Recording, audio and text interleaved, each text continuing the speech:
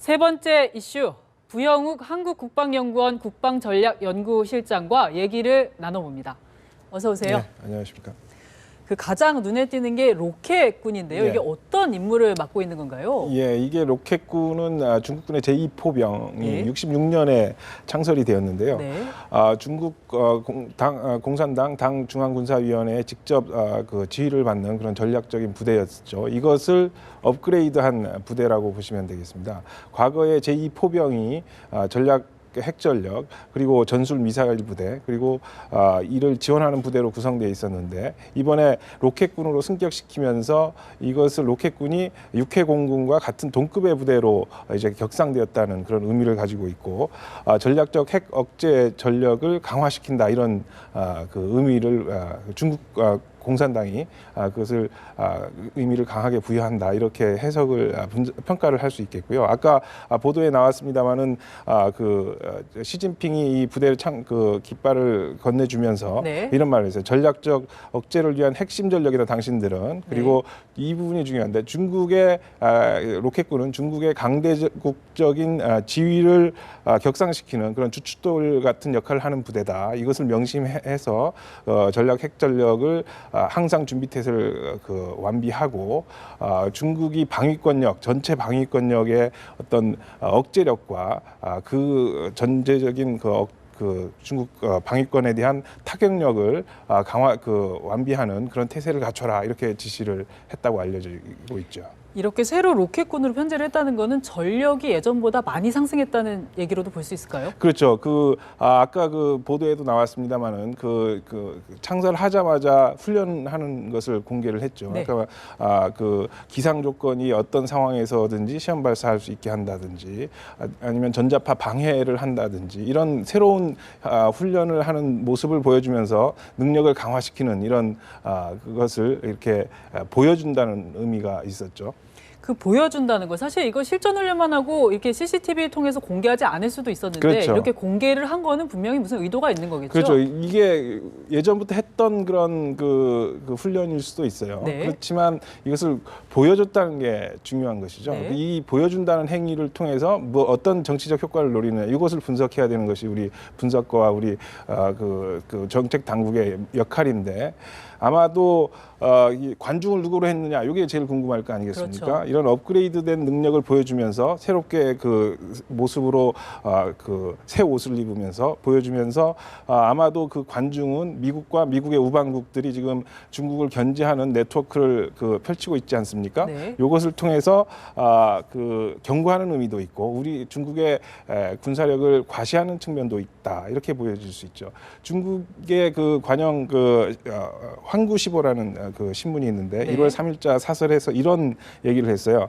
중국의 군사력 증강은 중국의 정치력과 영향력 그리고 설득력을 증대시키고 이로써 일부 국가에서 나타나는 이 부분이 중요한데 안보는 미국에 경제는 중국에 의존하는 이상한 방식의 미중 간 균형 전략을 다시는 취하지 않아도 될 것이다. 네. 이렇게 강조한 측면을 좀 우리가 음미해 볼 필요가 있죠. 그 일부 국가에 한국도 포함되는 걸까요? 그렇다고 볼 수 있겠죠. 네, 지금 이 로켓군 창설 얘기가 나오면서 이제 이게 사드 겨냥한 거다 이런 해석도 나오고 있는데요. 어떻게 네. 보십니까? 작년 기억하실지 모르겠지만 2015년 전반기는 우리가 사드 때문에 모든 전반기 내내 사드 논란으로 그렇죠. 됐죠. 가장 첨예했던 것이 이제 중국의 어떤 너무 민감하게 받아들이기 때문에 미중 간에 우리가 사이에 낀 모습 때문에 좀 혼돈을 주고 우리의 정책 방향을 어떻게 선택해야 되느냐 이런 혼란이 좀 있었고 나름 어려움이 있었는데 그만큼 이 사드라는 이 무기 체계 하나가 중국의 핵 전력을 무력화시킬 수 있다라는 위협을 중국이 느끼기 때문에 그만큼 민감하게 반응을 했던 것이죠. 중국 국방부장이 와서 직접 그런 경고성 발언도 했었죠. 그래서 이런 로켓군 창설과 훈련을 통해서 중국은 중국 핵 전력이 엄청나다. 네. 미국의 어떤 미사일 방어 체계라든지 예를 들자면 한국에 배치할 것을 생각하고 있는 사드라는 것을 무력화시킬 수 있다라는 암묵적인 그 상대 측에 경고 메시지를 보내는 것이죠. 그렇지만 이제 딱 이것이 사드를 겨냥했다기보다는 전 큰 차원에서 네. 미국의 미사일 방어, 미국의 핵 전력에 대한 견제 능력을 보여준 것이다. 이렇게 해석을 하는 것이 맞겠죠. 그 지금 로켓군 창설, 그 사드를 겨냥했다는 해석도 일부 나오고 있는 그 로켓군 창설도 그렇고 제2항공모함 건조도 인정하고 지금 신년 벽두부터 정말 군사력 강화하는 조치들을 여러 가지 발표를 네. 했는데요. 그 미국으로서도 이게 시점상 그 남중국해 영유권 가지고 계속해서 좀 충돌하던 그런 상황에서 예. 이런 상황들이 조금 긴장될 수밖에 없겠는데요. 그 2015년 한 해 동안 미중 간의 그 견제와 그 어떤 부분적인 협력 관계가 있었는데 미국 내에서는 중국에 대한 포용 정책이 가능하냐 이런 그 논란이 많이 제기되면서 네. 대중 강경론이 굉장히 확산이 되었고 네. 이런 것은 미국이 긴장했기 때문이라고 이렇게 보여지죠. 네. 그래서 미국은 새로운 대중 전략을 해서 제3의 상쇄 전략이라는 것을 펼쳤어요. 과거 미소 간의 그 군비 경쟁이나 체제 경쟁에서는 시간이 미국 편이었거든요. 네. 왜냐하면 미국이 경제력이 더 우세하기 때문에 당시 소련은 경제력이 좀 파탄이 좀 있었지 않습니까? 지금은 그래서 시간이 지나면 미국이 경제력을 바탕으로 군사력 건설을 압도할 수 있는 상황인데 지금은 경제력이 중국이 압도하는 상황이 예상되지 않습니까? 네네. 그래서 미국이 초조한 거죠. 그래서 미국은 전략은 이 상쇄하겠다는 것은 뭐냐 하면 기술력을 혁신을 통해서 경제력으로 쫓아오는 것을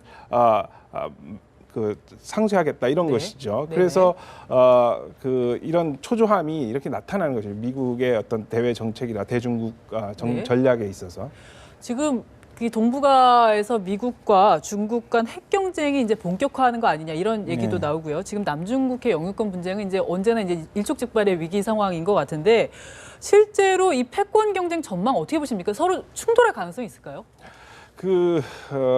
지금 많은 전략가들이 이런 상황을 예측을 하고 투키디데스 함정이라는 것이 있죠. 투키디데스의 함정이라는 것이 뭐냐면 과거 스파르타와 아테네의 사례를 보면서 전쟁을 했지 않습니까? 그때 부상하는 세력과 이것을 지키려는 세력 간에는 전쟁을 피할 수 없다 이것이죠. 지금 상황도 부상하려는 중국과 이걸 막으려는 미국 사이에 전쟁은 피할 수 없다 이런 논란들이 굉장히 있어요. 이게 큰 화두예요. 이런 것이 우리가 세계가 정말 투키디데스의 함정에 빠지느냐 마느냐. 미어샤이머라고 미국 시카고 대학의 교수 같은 분은 이런 피할 수 없다라고 결론을 내리고 이 세 가지 스팟이 있는데 지역이 있는데 미국과 중국 간의 군사적 충돌이 발생할 수 있는 세 지역이 남중국해, 동중국해, 한반도 이렇게 보고 있어요. 그래서 이것이 그 미중 간의 경쟁이 촉발되는 이 지점에 한반도가 포함되어 있다는 것을 예상하는 학자들이 있기 때문에 우리 안보 상황에 있어서 미중 간의 어떤 패권 경쟁은 굉장히 우리가 의미 깊게 살펴봐야 된다, 추이를 지켜봐야 된다 이렇게 볼 수 있습니다. 사실 일본도 이제 작년에 안보법제를 개정을 하면서 이제 전쟁할 수 있는 나라로 이제 탈바꿈을 하지 않았습니까? 이제 또 미국 역시 이제 일본의 역할 확대를 기대하고 있는데 또 중국의 이런 군사 굴기와 맞물려서 이 동북아 안보 지형 어떻게 좀 전망해야 될까요? 지난 2015년은 굉장히 의미심장한 한 해였다라고 이렇게 볼 수 있죠. 미국과 일본의 어떤 신미월이 형성이 됐던 것이죠. 78년에 소련의 군사적 위협에 대응해서 미일 방위협력 지침 가이드라인이 처음 제정이 됐고 97년에 북한 핵 위협에 대해서 이것이 개정이 됐고 작년에 또다시 개정이 됐지 않습니까? 20년을 주기로 변화하는 미일 동맹, 동북아에서 큰 어떤 판이 새로 짜이는 것을 미일 간에 이렇게 같이 새로 판을 짜보자 이런 상황이었는데 이것이 굉장히 중요한 변곡점이었다는 것이죠. 이렇게 미국과 일본이 신미로를 관계를 형성하니까 중국은 러시아와 같이 밀착하는 모습을 보여줬죠. 그래서 2015년의 관성이라고 저는 주장을 하는데 협력과 조화보다는 경쟁과 갈등이라는 2015년의 관성이 2016년에도 계속 지속될 것 같다는 것이 제 어떤 평가라고 올 신해를 맞으면 맞으면서 새해를 맞으면서 하는 평가라고 말씀드릴 수 있겠습니다. 우리나라로서는 그럼 그 사이에서 사실상 여러 가지 선택이나 갈등을 할 가능성도 많겠네요. 그렇죠. 네. 알겠습니다. 오늘 말씀 잘 들었습니다. 네, 감사합니다. 네, 감사합니다.